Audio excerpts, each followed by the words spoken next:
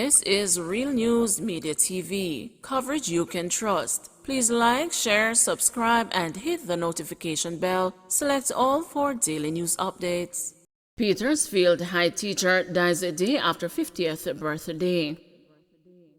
Petersfield High School in Westmoreland has been plunged into mourning following the passing of its modern languages teacher, Charmaine James, who died one day after celebrating her 50th birthday. James died suddenly on Sunday evening at hospital. James, who taught Spanish and English, is said to have been an educator at the institution for 30 years. Following news of James' passing, the school is closed to students today. However, the news was informed by a source that teachers for the morning shift are present at the school now. The source said James was a part of the afternoon shift. The students at the institution will be getting grief counseling, the source confirmed. Teen charged over Olympic Gardens robbery. The police have now charged a 17-year-old boy over the alleged robbery of a man at gunpoint.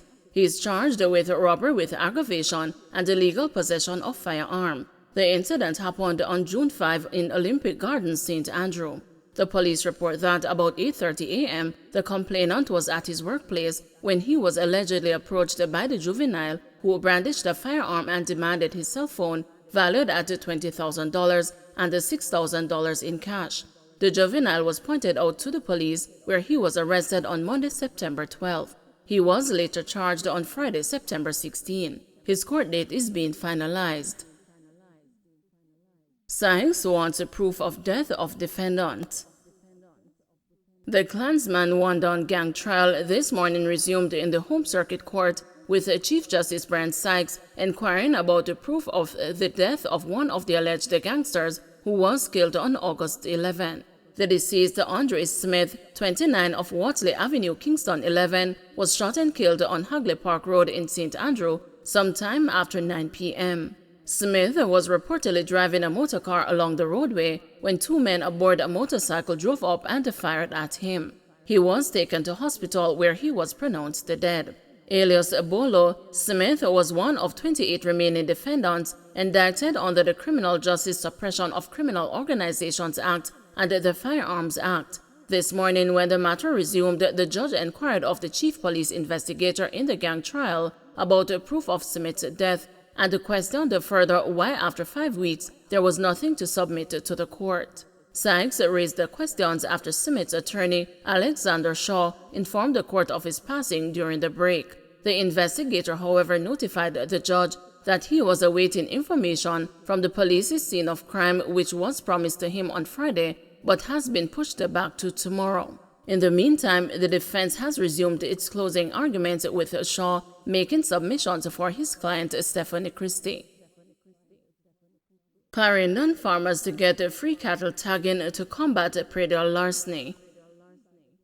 Cattle farmers in sections of Clarendon are to receive free tagging of animals as part of a direct intervention by the Ministry of Agriculture and Fisheries to combat predial larceny. Portfolio Minister Pernell Charles Jr. has decried the recent increase in reports of larceny of cattle in the Kensington-Alexandra area of the parish. This threat to the livelihood of our hardworking farmers and the agricultural sector will not be tolerated, and we will deploy all the available resources in our arsenal in the fight against this menace, he said in a statement. He noted that one of the strategies being employed by the ministry is the National Animal Identification and Traceability System, which requires all cattle to be identified with air tags and corresponding passports. This system, which was implemented in 2015, facilitates the identification of stolen cattle, even in the absence of eyewitnesses. As of this week, we will be having a direct intervention in the affected area,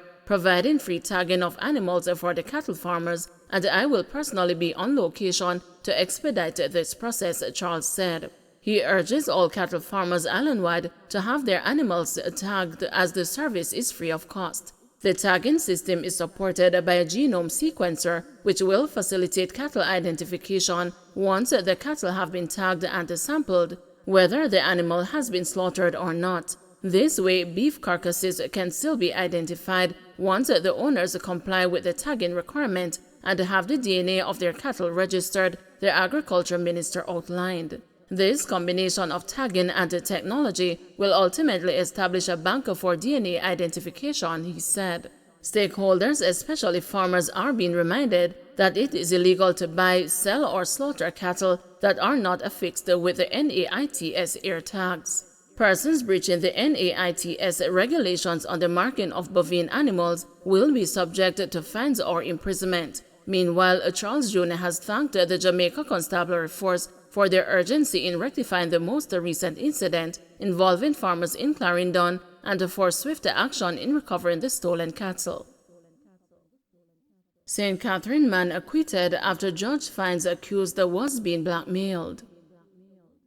A man was freed in the gun court on Friday after the judge agreed with the defense that the police had targeted the accused because he did not pay the remainder of a $200,000 bribe that was demanded by law enforcers. Carlos Crawford of St. Catherine was arrested and charged in 2020 for allegedly disobeying a signal to stop at a police checkpoint and firing at the men sworn to serve, protect, and reassure. Crawford, who was tried in the gun court by Justice Dale Palmer, had been charged with shooting with intent, discharge of a firearm to prevent arrest, illegal possession of firearm, illegal possession of ammunition, and driving a motor vehicle without the owner's consent. The Crown, in presenting its case, said that on May 24, 2020, Crawford, who was driving a white Toyota Axio motor car, disobeyed a stop sign at the entrance to the Tosspen community and drove straight into William Street without stopping.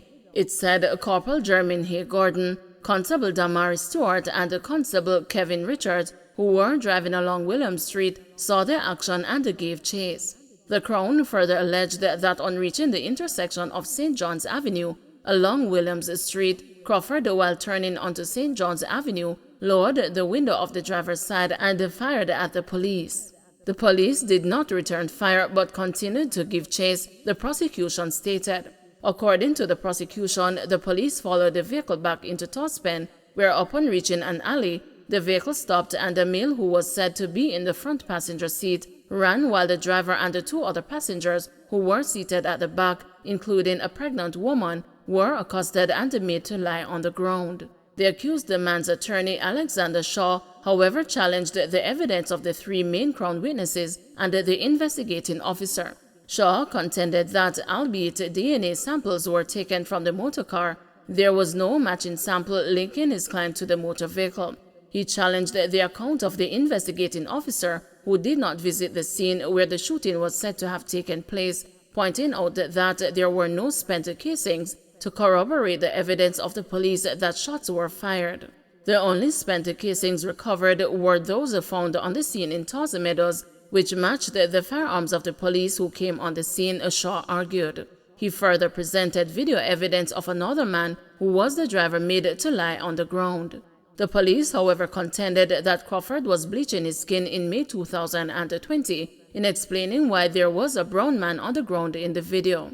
On Friday, in acquitting the defendant who wept while giving a sworn statement from the witness stand, the trial judge said he found it mysterious that the identification parade form that was served on Shaw and the accused described the person who was in the front passenger seat, who the police said ran from the scene, but the witnesses identified Crawford as the driver. He further pointed out that up until the end of the trial, no one knew who prepared the ID parade form, as the investigating officer was not the person who prepared or served the form on the accused.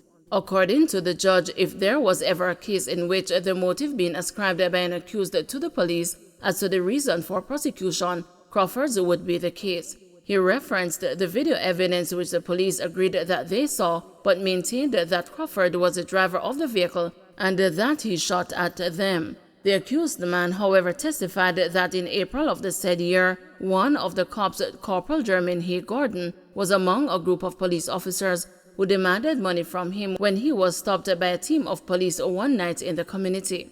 According to Crawford, he did not have a driver's license at the time, and the cops requested $200,000. He said he was, however, only able to pay $50,000. The accused said that the police took one of his phones, which was never returned. According to Crawford, the reason the police plotted against him is because he did not pay over the sum demanded. When the Crown challenged his account by questioning the reason he did not report this to the station, Crawford told the court that he could not report it because his life would have been in danger.